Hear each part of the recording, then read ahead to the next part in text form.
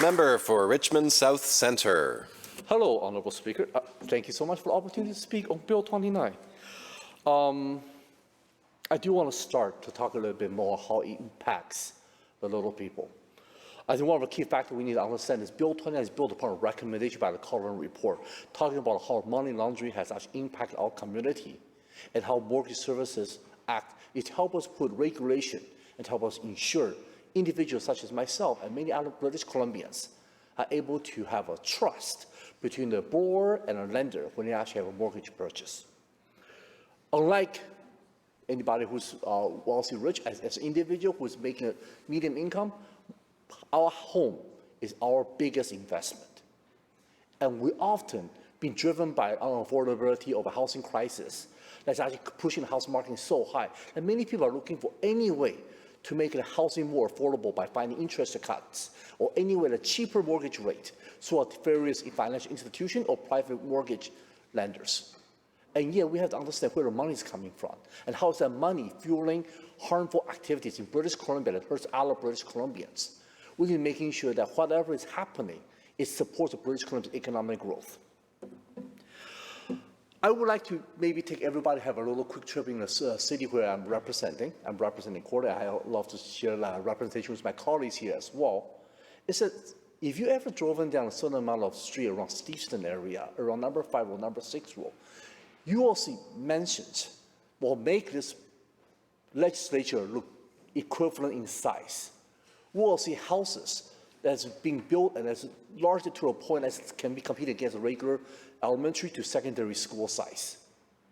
And then we are looking at a housing market where townhouses can cost over $1 million to purchase. It's all driven by the unaffordable market.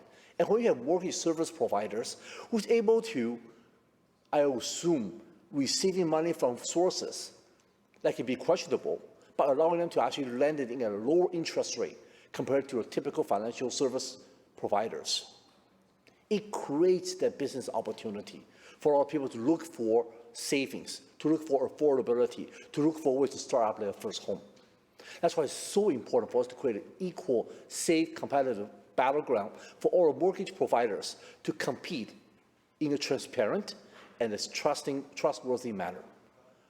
We often talk about how the money laundering impact our society, how there's bags of money that can carry into casinos, and how actually being transferred, being washed into funneling into various other opportunities in the communities. That's actually creating unaffordability, that's creating unaffordability of housing crisis. This has been fed in our society for quite a long time. And we do need to look for ways to continuously allow our mortgage service providers to provide services that's dependable, that's trustworthy, and for a lender and investor to have a peace of mind. I heard many different speakers spoke before me, and I want to thank them for sharing their thoughts. And I think one of the key factors we continue looking after is mortgage, in the end, is the biggest investment. It's the biggest investment anybody often have to make in their lifetime. And we talk about even like 0.5% difference, 0.25% difference could make a huge difference. And I actually know when I go to different various community events, a lot of people are private service mortgage providers who are working hard, who are trying to do the right thing, and who are literally just trying to make a living.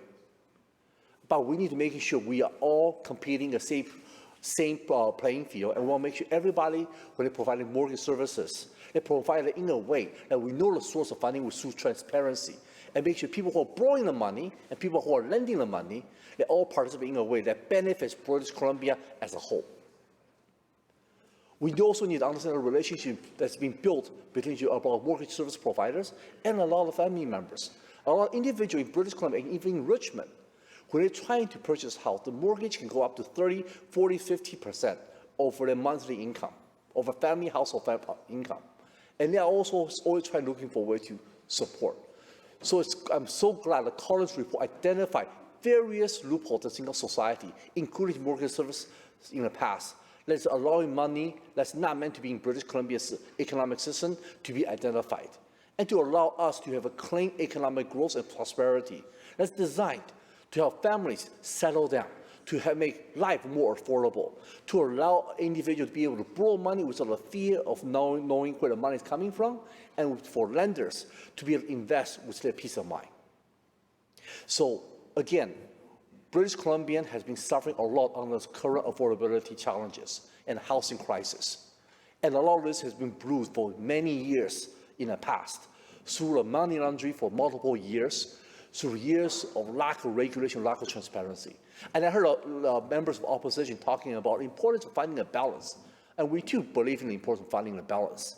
But I think fairness, transparency plays a greater priority when it comes to supporting our mortgage industry, to ensure that our service providers, our industries are all functioning in a way that benefits our community as a whole. So without further comment, I'm going to pass on to the next person. And thank you so much, Speaker, for the opportunity to speak.